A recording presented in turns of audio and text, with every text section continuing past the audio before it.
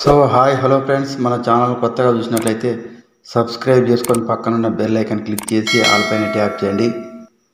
తెలంగాణలో రైతు రుణమాఫీపై అసెంబ్లీలో కీలక ప్రకటన. 2 లక్షల పంట రుణమాఫీపై త్వరలోనే కార్యాచరణ ఉంటుందని గవర్నర్ తమిళసై అసెంబ్లీలో కీలక ప్రకటన చేశారు. ప్రతి పంటకు కూడా మద్దతు ధర ఇస్తానని కూడా తెలియజేయడం జరిగింది.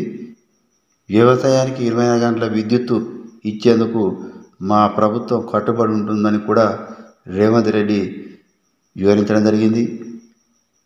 ధరణి స్థానంలో భూమాతా పోర్టల్ తీసుకొస్తామని కూడా తెలియజేశారు. భూమాతా పోర్టల్ అత్యంత పారదర్శకంగా ఉంటుందని తెలిపారు సీఎం రేవంత్ రెడ్డి.